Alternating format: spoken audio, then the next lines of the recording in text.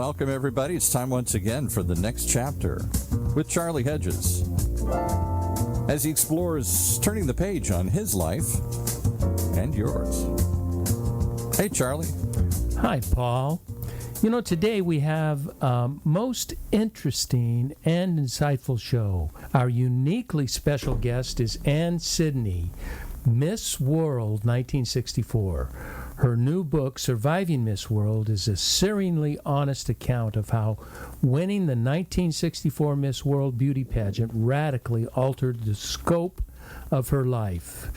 Anne was born to a working-class family in England, and at barely 20, she won overnight fame by winning the Miss World pageant. And that revealed a time that was revealed during a time of the swinging 60s. And few of us could ever dream of Anne's lifestyle. Her win, by the way, led her to Bob Hope inviting her to join his USO tour, entertaining our troops in Korea, Guam, the Philippines, Vietnam during the war. Now, in our time together today, Ann Sidney and I will discuss the impact of winning Miss World in a time when winning a worldwide beauty pageant was a very, very big deal. In addition to life in the 60s, we will discuss gender roles in that time period compared to what we believe today. Our conversation I'm looking forward to is fun and enlightening, and with that, let's bring Ann on the show. Ann Sidney, welcome to the next chapter with Charlie. Thank you very much, Charlie. It's lovely to be speaking to you all. Thank you. Thank you. You know, Ann, you know where I thought we might start is in 2022, beauty pageants don't hold the same prestige that they did in the 60s. And, I mean, when you were Miss World, you were a rock star. It was, fame was incredible and first class all the way. Tell us a bit about that time. You know, what winning Miss World meant in the 1960s. Well, in the 1960s, you know, we didn't have any. I mean, we had in England 3 channels. I think we had, or 2 channels possibly, BBC and BBC Two or ITV. And so obviously when I won, you can imagine how long ago it was when I say it was black and white television. So in that era, you know, we were just coming into our own in lots of ways. We'd come through the war, my parents had, and I was born. Well, that's World War II. People need to know that, yeah. And in the beginning of Vietnam War. And yes, and of course, life was very different for my parents because when they were in their 20s, just in their prime, war with Hitler obviously started, and their lives completely were taken aback. You know, what were they going to do? What were the opportunities? And of course, we were all bankrupt at the end of the war, so only too grateful that Hitler didn't win and that we could live our lives out. But when I look at it, it was a very different period of time. And the fact that these contests were always held in the South Coast and all the Blackpool and all the summer seasons of where in those days we had summer seasons of the variety shows, all the performers in England would be on the pier theatres and the many, many theatres all across the United Kingdom. And the people couldn't afford to go overseas. They didn't go overseas. They weren't used to it. They were happy to go to Blackpool. And in these summer resorts, the bathing bell contests were very, very famous. And of course, no, wait a minute. What did you call them? Bathing bell? Bathing bells, like bathing beauties. Bathing bells. I have never heard that term. That's a new term for me. Well, it's just, you know, the bathing bells. I mean, because we were swimming in the ocean in the summer, we were in the baths. We had a lot of summer baths in England where they would be open to the environment, and of course they were massive. And so these contests were very, very big. And of course, you're looking at such I mean, for instance, all the stars at the time would always be the judges in the summer seasons. So it was a way, an opportunity for a girl to enter a contest and you know, just enjoy themselves and have fun. And we were all very good friends, although I wasn't in the circuit. But there was a big circuit of contests all over England. And don't forget, it really came out, Charlie, from the 40s of the beautiful American. What we saw in England was that, the Betty Grables, the Rita Hayworths, the glamorous. Everything was about bathing beauties, or beautiful women. And I think after the war, the 50s, and then it started in about 53 for the Festival of Britain, and we wanted to see beauty again. We wanted to see, beautiful women, lovely things, and we were starting to finally. The younger generation had a few pennies in their pocket, as opposed to what happened to my parents during World War II. And we were starting to enjoy life. And it wasn't taken seriously, to be honest, but it was a massive contest. The Miss World started first in England, and it became such a big success. And now, you were Miss UK before you were Miss World, right? Right. And then the Miss Universe was followed afterwards. So the Miss World was the original, very large contest in England. It was like a reality show of today. It was a chance for a girl from all over the world to meet and greet and get to know people from other countries. And don't forget, at that point, we didn't travel like that. Most countries, if you had somebody from Korea or Vietnam, or not necessarily Vietnam, but whatever country it was, even New Zealand and Australia, they weren't used to getting on aeroplanes like we are today, and traveling and seeing the world. It was quite an extraordinary thing. And also, too, at the time, debutantes were what I grew up with in England. I got a free modeling course in London, and we had to put books on our head and walk. Oh, did you? Just like in the movies, it was real? Yes, and behave like ladies, Behave like ladies with books on your head. Well, we had to walk with books on our heads. Of course. Deportment. And, always wear gloves. And, just be ladies. And, of course, because the debutantes were in, all the debutante balls and everything, we all had this dream of, for one brief moment, to be the belle of the ball. And so, of course, the contests were very well done. We had a whole 10 days of going to every event imaginable. We went to the Houses of Parliament where the MPs spoke. We went to Woburn Abbey, and they had a big party where everyone attended it, and everyone was there. It was a real event at that point.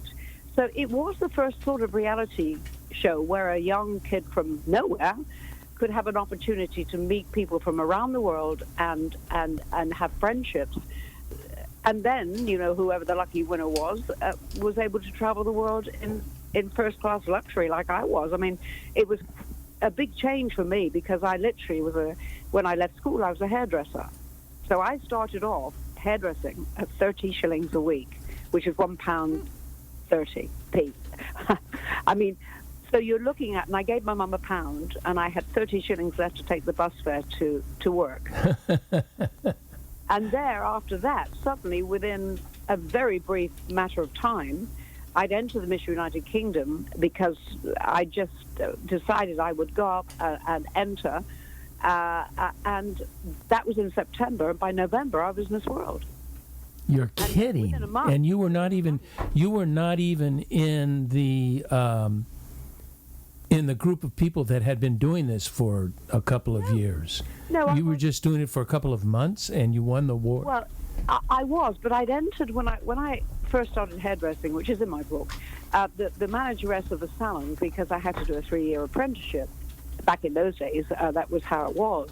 I don't know what they do today, but that was how it was then. So the manager said, let's get some publicity for Otis Salon, which is right in the centre of Bournemouth in England, in the south coast. And the Bournemouth Regatta Queen was held in the Bournemouth Gardens, and all the lovely, local lasses entered this contest to be the Bournemouth Regatta Queen. And it was held in the gardens on a beautiful afternoon, and everybody was in their deck chairs, and the girls were sort of walking around their flower beds in their, I was in a dress that suspiciously looked like my mum's tablecloth, a blue and white gingham dress, and a big petticoat that my Auntie Hilda had made for me.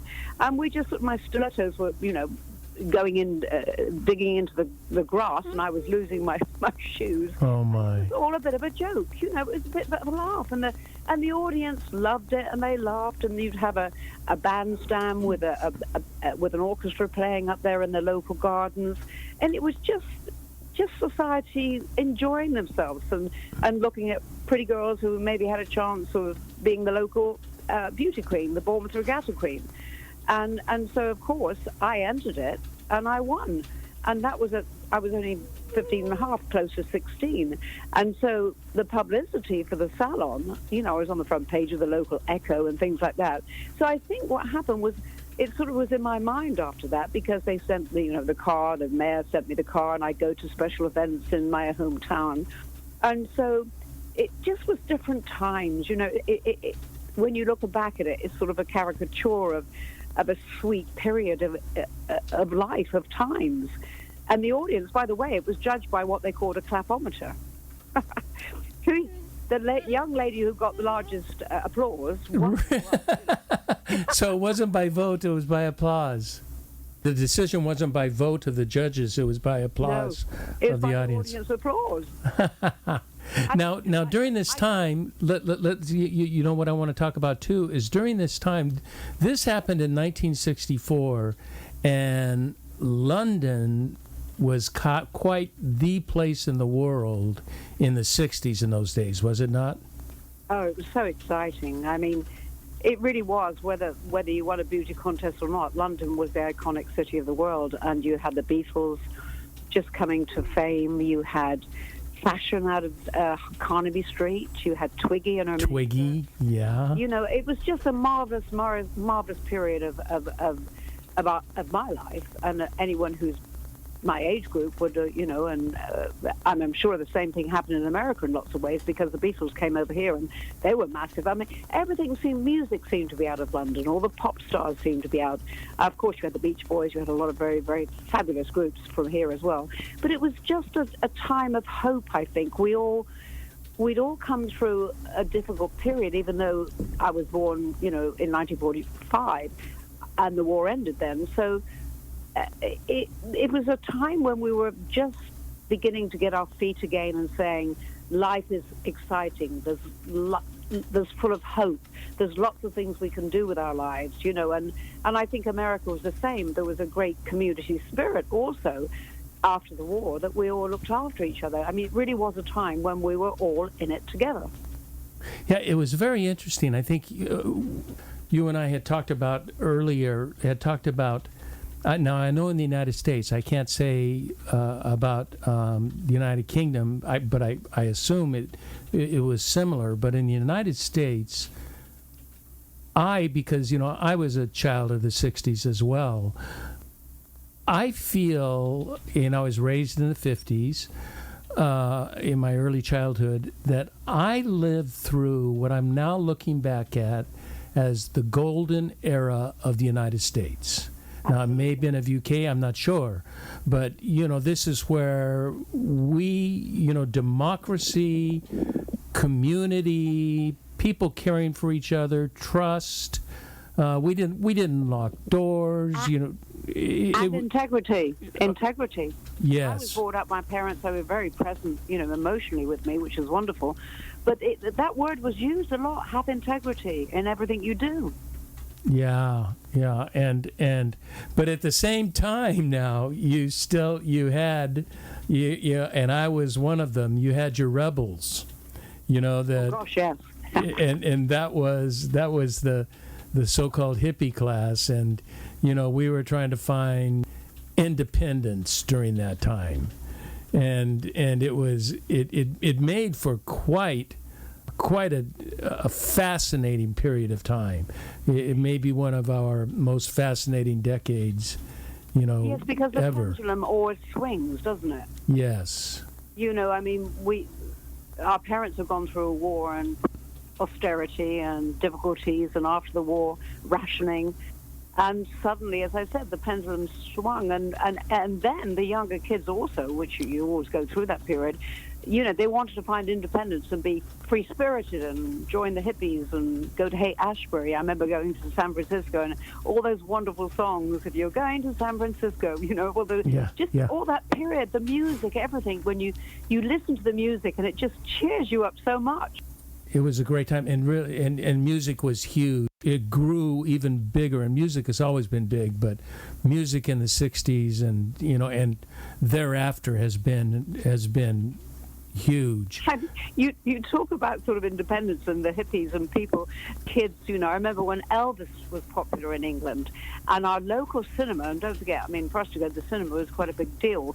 Our local cinema had the Jailhouse Rock on, and my dad said, "Oh, you're not going alone, I'm coming with you." The kids all in that Jailhouse Rock, I think they tore up the cinema.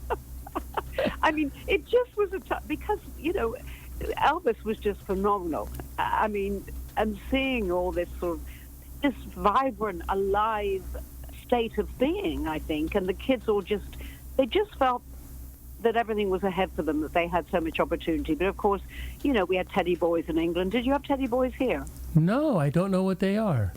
Well, teddy boys were boys that were naughty, went and did naughty things and such. But they also, would dress like Elvis and grease their hair back and do the whole bit of Elvis. And in other words, teddy boys always wear tight jeans and leather jackets. Oh, okay, yeah. That was sort of the 50s here and early 60s, and then by the mid 60s it had changed. Yeah. But America, it was the golden years, and I think it was in the golden years for certainly after the war, World War II in England for us, because there was opportunity. You felt there was opportunity. And another thing was, didn't matter what job you had, you would always find another job. Even if you didn't have the greatest education in the world, which I certainly didn't, I didn't focus at school. I just wanted to get out ice skating because I was creative, and I'd taken my bronze and silver medal. And every day they gave me extra time from school, and I would catch a bus down to the ice rink. Yeah. So I had this, creative attitude towards my life. I guess I always wanted to be around some form of show business, and luckily enough, I've been lucky enough to survive in it. And I wanted to sort of move over to that area because I'm very curious. You went from Miss World to becoming an actress and being in TVs and movies and theater. You told me you had the lead in Sound of Music, and that's amazing. How did that transition work? How did that come about?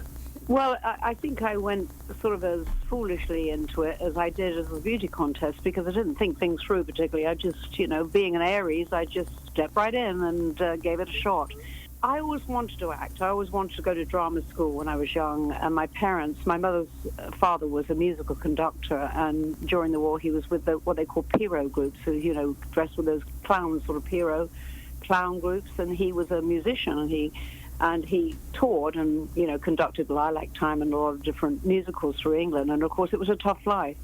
And the marriage, there was a separation because of it. This is my grandmother, and my grandfather that I didn't know. So my mother was very anti anything to do with show business because she knew it was a tough life. And it is. You go from job to job. You're not, unless you're very successful, right. You have to look for the next job most of the time. And so because I suppose the Miss World was a tremendous stepping stone for me, and my first show business experience was actually working with Bob Hope, coming here and having a limousine meet me and drive me to the hotel where I was staying, and then to Bob's home where he had a piano player and rehearsing the keys. And I was so terrified. I thought, gosh, now they know I'm not going to sing like Doris Day. I'll be sent back home immediately. And you were not a singer at that time, right? You could carry a tune, but you were not a professional singer. Precisely. I'd done pantomimes in England, which is an acted out fairy tale of Robin Hood, Cinderella. But it's really, there's no fourth wall. You talk to the audience, you get them involved, and you get them cheering for the goodie and booing the baddie and that sort of stuff. And so I'd done that as a kid dancing in a dance group in my local hometown. But as I say, I really had no experience at all. And there I was suddenly, stood with Bob Hope in Toluca Lake here in his home, having to rehearse songs. And the beautiful Jill St. John walks in, and Janice Page, and they're all saying, hello, Ducky. They all called me Ducky the whole tour. And it was just phenomenal that, that they embraced me, and I learned a great deal. Like everything, nothing succeeds like success, does it? You know, isn't that the truth? It breeds on itself. Yeah. And so because I was taken into that environment and rehearsing at CBS and then performing to 5,000 troops, you know, in most of the places we went to in the Clark Air Base or all the bases that we worked. And, of course, we were flown by General Westmoreland's private plane to the smaller places where we couldn't take the band, Les Brown's Band of Renown in. We'd have to take just a guitar player. It's just when I look at it, and when I even talk about it now, I look back and go, well, did that really happen, or was it a dream? Because for a little girl that came out, you know, and was a hairdresser, and then suddenly entered a contest, and overnight had this experience, and in a month, I'm entertaining troops with Bob Hope. So it was quite a journey. And when I started writing, my dad has said to me always, you know, keep notes of what you do, Anne. Just wherever you go and whatever happens, just keep notes. And so for years I did. I look back and I'd throw them in a trunk somewhere or in a suitcase, and I think one day I'll look back on that. And I never really did, because I kept working for a lot of years. And then eventually, of course, I decided, my husband at the time was very sick, and I was a carer for more or less 8 years for him. And I decided to sort of take a look at it, and just to keep my brain working, to go back over my life and sort of make sense of it all, really, in a way, and write. It isn't a case of thinking a book is going to sell. I think we all, you know, have a book in us, and we all have a story in us. And so it was very good for me to sort of go back over it. And so you did write this book that I think we mentioned in the intro. We were supposed to, if we mentioned in the intro. Maybe I'm thinking I neglect. No. I did talk about your new book. I love the title, Surviving Miss World, and part of it wasn't not an attempt to better understand yourself and totally. And tell me about that. What were you trying to understand about yourself? Well, I think, you know, because I had all this success, and, you know, you don't learn a lot with success, I don't think. Pain teaches you a lot more than success does. And also emotionally, if I look back, I was making poor choices in my private life. Because I'd had so much independence, I had a hard time adapting and adjusting to the gender-specific roles and rules that I've been brought up with, but they were ingrained in me. You know, that you aren't complete without a partner, that you aren't complete unless you have a family, or you're not, your job is to be a housewife and to do the right thing by your husband. And it's very easy to choose needy people and controlling people. You mean as partners for you, that you would get needy and controlling people? Yes, and I think what made me start to write, apart from the fact that my career has sort of come to a halt, and also I was being a 24/7 carer for my husband who was very ill, I felt sort of a little bit trapped, and I felt that perhaps I'd done this a lot to myself, but when you're in a duty-bound situation, which is not a bad thing, I'm a great believer. I'm a giver. I'm a big giver, and if you're a giver, unfortunately, the takers find you. But I did choose very needy men, and I was questioning why. During this process, I had no concept of how I was going to write this book, and I thought, you're not a writer. You're just a kid from nowhere. Just start at the beginning, and don't try to be clever. And just don't judge it, and just write it. And so by doing it, it took me on a journey about my life and about the decisions I'd made, and about how I kept reenacting a cycle that I realized wasn't really healthy for me. And I was trying to figure out where it was coming from. So I think a lot of us, as your show is about, we're on a journey of discovery of what really makes us happy. And having success and money isn't necessarily, it can become a sickness. Yeah. It is not the answer. It can help, but it can also do damage. I mean, it can take us the wrong direction. Was your view, I'm curious, so you sounded like a very early aware woman. Now, I don't necessarily want to use the word feminist, because that was long before or long afterward, but you were questioning the roles of gender. Did you find yourself in a minority questioning that, or were there a lot of women feeling the same way as you? I didn't question it growing up because what I perceived and what I saw was, my mother doing everything. My father came back from the war. He had rheumatic fever during the war in the ditches in Arnhem, and of course he was misdiagnosed, and so he wasn't well and died at 57. And my mother was really the strong one, but she was doing everything. She was, again, it's about I didn't know when I was younger, because what you see and what you perceive, you think is normal. You think that's the way you've got to be, because your role is to do this within the family. And you don't step out of that role, and therefore you sacrifice. Women are meant to sacrifice a lot of their lives, and the trouble is about that. When you then sacrifice and choose a needy man, you get suffocated, and you start to realize that you become resentful. Right. This is right. Really, and so when I was writing all through it, I started to look back and say, where did this come from? Where did my behavior come from? And what unhappiness did it bring me? And I thought that's why, in a way, there's got to be a purpose to a book. And in a way, my book is about, you enter a contest, you have all this success, and for young girls who want to be top models or anything that, you have ambition, there's nothing wrong with that at all. But I think it's to say to them, don't do what I did. Just step back. I think the girls today are brought up very differently, because most families today, both partners work. The mother, has to go out to work as well. Right. And especially in California. I hope they're brought up differently in the sense of gender-specific roles. But I know there was a lot in my build-up is you weren't complete unless you had a partner.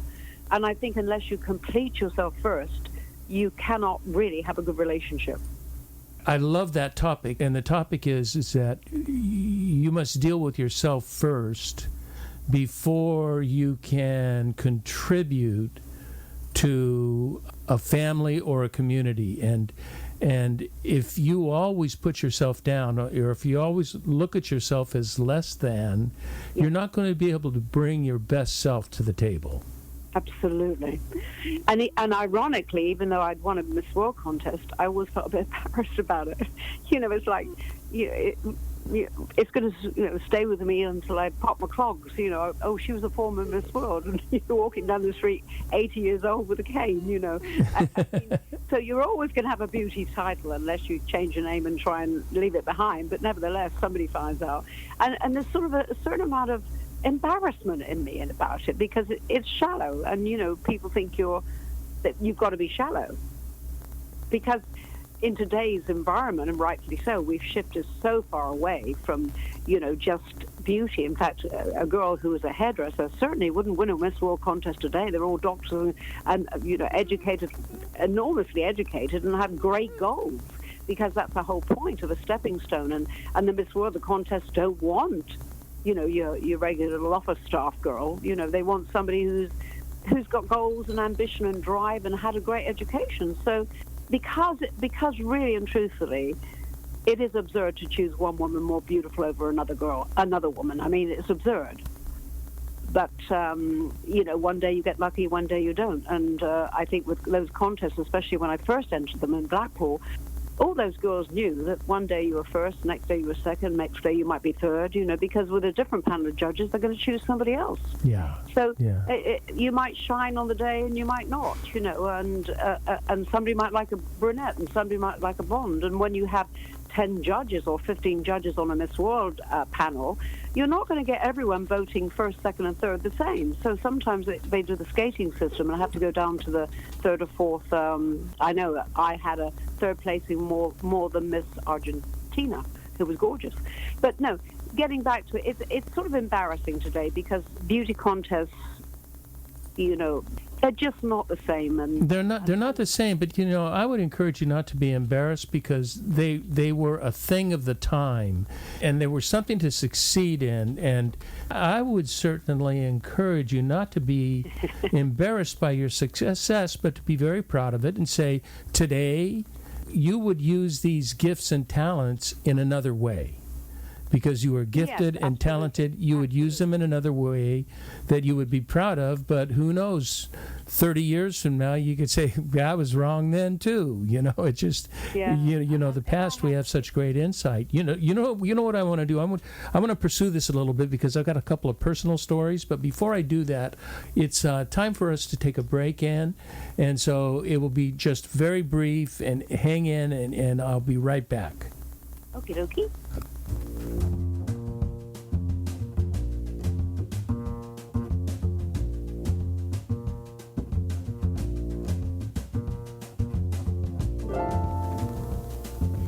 Hi there, this is Charlie Hedges, and you are listening to The Next Chapter with Charlie.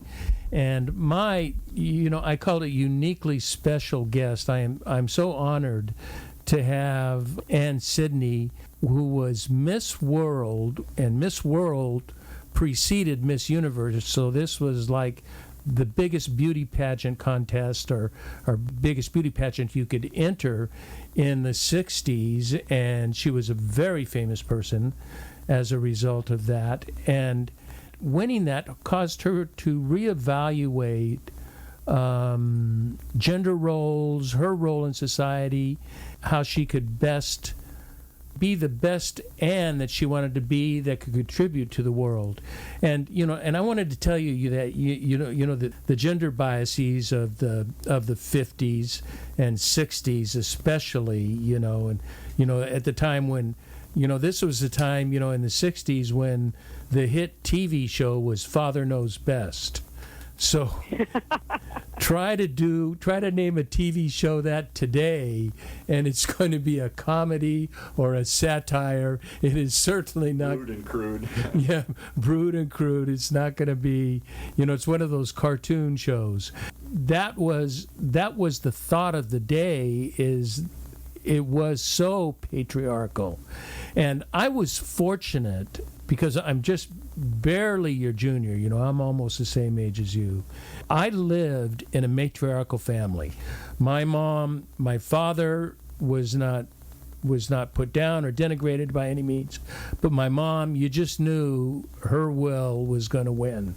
And we did, for interest, Ann, we all did the same. There were no, in our home, and I was an only child. I was adopted. I was an only child. There were no male roles or female roles. Everybody dusted the house. Everybody vacuumed. Everybody cleaned the kitchen.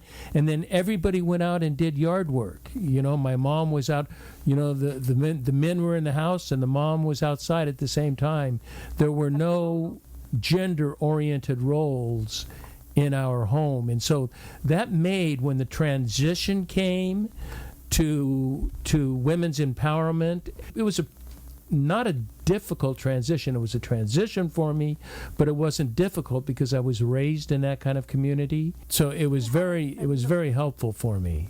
Enormous equality in that home. Oh, very egalitarian. Yeah, very, very egalitarian. And you know what's funny? It was in the 1980s that I first became aware of gender roles and women taking control in businesses. I was working with a woman in let's see what year this would have been, probably 1982, something like that. And she was the dean of a college. Now, I don't know, it might have been the English department, but there were very few women that were deans. Most of it were males. And she would go to these conventions or conferences or gatherings, and most of the women, you know these days, Ann, most of the women dressed like men. They would dress kind of in suits and even went as far as ties and... Power dressing. Power dressing. Now, you know what my friend Janet Milton did, and she was the dean of this college. She decided to go to one of these conferences in a red silk dress. Oh, wonderful. With high-heeled red leather shoes. And she said, her comment was, Ann, I want to be a first-class woman, not a second-class man. And I think she nailed it. She was really ahead of her time. And you were part of that transition of moving from, because you were aware of these issues that most of the culture was not even aware of, and you were there far ahead of most of us. I don't think I was aware of it years ago. I just was in that position. But of course, I didn't really have the education to realize about feminine and masculine energies within both male and female, because I worked so much. I mean, my whole life was working, but then again, if you're playing a role as an actress, you're not playing a role of a powered person unless you are playing that specific role. I think it's tougher, with women thinking they have to show a masculine side to be successful or an executive. I don't think it's necessary, and she was absolutely right. By wearing the lady in red, wearing a beautiful dress and high heels and saying, I'm a woman, but I'm successful, but I also don't have to dress and be a man, or have that power dressing consistently. And I think it's tough for men to be able to cope too, because if they're in competition with a man, they know how to cope, because they can even have a fight, or they can have a punch up, or they can do something, because it's a masculine energy. Well, there's a threat, so anytime there's a threat to power, when they have a woman in a position of power, I don't think any of us have learned how to quite deal with that. We're getting better. We're getting better, but we still have a ways to go. Yes, we do.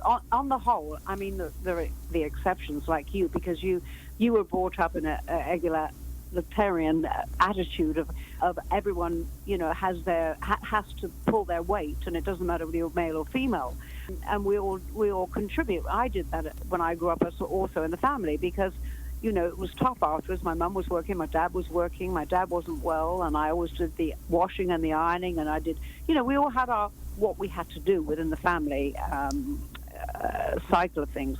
But no, I think we're better at it now. But I think it's still the sort of the men that of my generation and my age group, and obviously you are younger than me, and I don't want to say how many years, but quite a considerable amount. And 5 years is not a lot at our age. I think every year you age much more after 70 than you do. That is true. That is true. Yes. The men that I was or attracted to me, because in retrospect, I don't think I chose. I think they chose me. Mainly probably because I was a bit of a trophy. They then wanted to change this successful, outgoing personality I had to being the mother that they had, or the person at home that they feel, was the housewife that did all the cooking and the shopping and all the work and looked after them. And I think that's the transition we've made a lot with the men in probably about 30, in their 30s, 40s, and 50s now, that they're seeing that it's very difficult, because if you have children, if the man isn't going out to work and doesn't really have a job where he can take care of the children, then women become much more responsible in that. So it's a balance. Like I've always said, you've got to have a balance between everything, really, everything in life. Yes. Now, you said that you weren't, acutely aware of gender role differences when you were younger. Tell me, was there... You certainly have, you're clearer on it now. Was there an event in your life or a certain time in your life when you got the realization that says, no, I don't have to be, the 1950s wife and stay at home, and, I can do other things. What brought about that change for you? I think it was naturally ingrained in me. Because my mother was such a strong person, and my father being ill from the war with heart trouble, I always had that strength of mind of being able to be my own individual person. But I think I was drawn back by society, by the attitudes of the sort of men that, you don't have to be in Miss World to realize that at this age group, especially of my age group, that most men, really want their needs met. And they want their needs met by someone who is there for them. Now, that's a difficult balance, because I think that's where my failures have been in relationships, was I wasn't really prepared to take that role on, that I still had to prove something to myself. I still wanted to work. I wanted to grow. I wanted to study. I wanted to do anything that didn't keep me suffocated in a situation where somebody was, tended to say, this is what you have to be. And I think, and I hope men today are seeing more that they have to give women the freedom of being who they are. Well, we're certainly seeing a lot more, but we certainly have a ways to go. I was wondering, now I know you have relationships, I'm assuming, with younger women.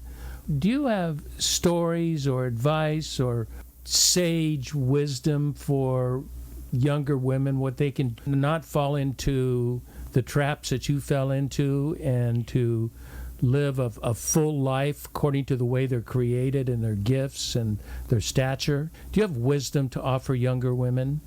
Well, I think the whole thing that, we fight with, and I think we struggle with, is a better word, is that we all are looking for some form of security, some form of stability, and that's what marriage or relationships represented to me. And I sort of question now, why did I feel that way? Because really and truthfully, uncertainty is part of life, and change is part of life. And for instance, I'm a widow now, and regardless of anything, I'd spent all that time with my last husband, and now suddenly I'm in a complete change mode of filling my life up now without having someone in my life. So I would say to any woman is, make your own journey. Always put someone first, but also put yourself in the picture, because it's very, very easy to suddenly realize that you've given up so much of your life. And there's nothing wrong with that, because I think you've got to contribute, certainly in a marriage. Go out there, go to courses, learn all the time. Don't live your life totally for someone else, because this is what I found now, is that because my husband was so ill, I've been living my life totally for him. Mm-hmm. I don't want to list off what he had, but for 8 years, 2 open heart surgeries and of course cancer. And my entire time was taken up making sure that he was doing the right thing. He was diabetic, making sure he was going to the doctor, making sure his, medication was right, making sure he got to the doctor because he didn't want to go or something.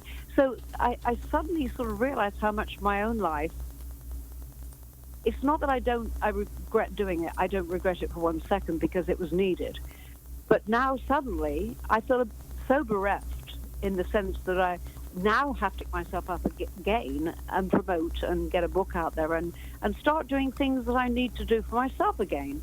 And that's a difficult step once you've getting back into things, into the swing of things, especially when you're at a certain age. So I would say the wisdom I have is grow as much as you can, take classes, take courses.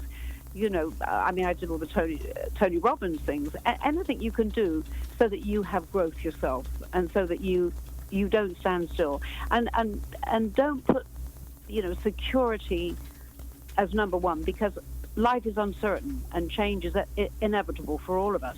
And I think we have to. In fact, change is good, because it forces you forward. That's incredible insight, and security. When you take a look at the psychology of Abraham Maslow and Maslow's hierarchy of need, and the lowest hierarchy need is safety and security. That is something we are all looking for, because we fear the unknown. And that's exactly right. And I've always said, especially in abusive relationships, abusive marriage, is that for many of the women in that situation, because of the need for security, it turns out that a bad known is better than any unknown. That's so true. Because even in the bad known, I have security. I can predict it. It's predictable. I know what bad's going to be. And if I don't know that, who knows, but it could get worse out there. And so we end up leaning on security rather than leaning on faith in yourself, and faith that change is needed. You know, and I love it when you said faith in yourself, because you talked to me about putting yourself, it is not wrong to put yourself first and taking care of yourself, honing your talents and skills and wisdom and emotions in order that you can serve society, your family, your community. But if you don't have a solid base in yourself, it's very difficult to do that without doing it pathologically. That's very true. And you nailed it. You completely nailed what I was trying to say. You know what I want to do? We're getting close to wrap up. And what I'd like to do is I'd like to spend just the next little bit on talking about your memoir. I love the title, Surviving Miss World. How did you come to write that book, and what do you want people to take away with it? Really started because I was bored, in the sense I thought, if I don't actually do something with my brain, I'm going to go start raving mad. What's for breakfast? What's for lunch? What's for dinner? I'll go absolutely mad by looking after my husband like I did, because he was very ill for a very long time. And as much as I would like to have had more freedom, I'm glad I did it. I'm very glad that I kept him alive as long as I did. But writing the book for me was just, I never expected to really get it published or anything like that. I just thought it was just a way of actually doing something with my life while I was caring for my husband, while I was the sole carer, basically. I didn't really think at the time what I was going to use as wisdom for anybody else. But I wanted to say, in the sense of surviving a beauty contest or being labeled as a beauty queen, where does it lead you, and what are the pitfalls, in it, in the sense that so many girls are still entering contests. There's masses in England, and masses are still all over the world. Oh, yes. It's huge all over the world. I mean, let's face it, Halle Berry, you name it. Most of the film stars of the past have all entered a beauty contest sometime in their life, because it was just something we just did. We didn't really take it very seriously. But so I suppose gradually, as I was doing it, the journey just happened to me. And it just happened that I thought, well, why have I made these choices in my life where I've repeated a pattern? And why was the pattern of putting myself in a vulnerable situation? Why did I do that? So I don't think I'm the only one. I mean, in the sense of putting a solid relationship before what I needed to do for myself. And so I suppose it is the case to say to younger women, it's all very well to start off that way and to have that enormous success, but I think it takes you years to grow and look at your own faults, your own inability to actually see what you were doing. I don't think it had anything to do with my relationships. It had to do with me. And yes, that's very insightful. In it is to say, you can't point the finger at somebody else, until you take personal responsibility for your choices, for your life, for surviving what you did, surviving and coming through, being a trophy, being an arm piece, which, it was very much part of my life. But what wisdom did I gain out of it? What did I learn? And I do feel I've finally learned a great deal. And by writing, it was by writing that I grew. It was only by writing it that I actually went, oh my goodness, that's what I was doing. Well, I repeated it. I want to encourage readers to check out your book, because not only is it filled with wisdom, but that there are many humorous and interesting and surprising twists and turns and all sorts of it. You've had a remarkable life, Ann Sidney. It's and you've grown so much, and I appreciate your openness and honesty to share that with us, because there's lots of people that are still stuck, and you were trying to help. I so appreciate that. Thank you. I mean, it was a great journey to actually write. I encourage anyone to sit down and especially if you've got time on your hands and you want to create something and you can't really do much other than it's a great journey to write your story. It's for all of us. I think it's a great journey to look back and see what you did and where you went wrong. I mean, I'd lived a very existential life, even in cabaret with Vegas and with all over the world singing with another girl. It was terrific and wonderful fun. But that wasn't the time when I grew. You know, the time when I grew was when I started experiencing some pain. But I'm very honest in the book, extremely honest, and that's my nature. My mum always used to say to me, Ann, you tell people too much. But look what it's getting you now. It's wonderful. Ann Sidney, I want to thank you so much for spending time with me today. That is very gracious of you. Thank you. And I really want to encourage our listeners to check out your new book, Surviving Miss World. I will have a link in the show notes, so they just press the link and they can order it right from Amazon.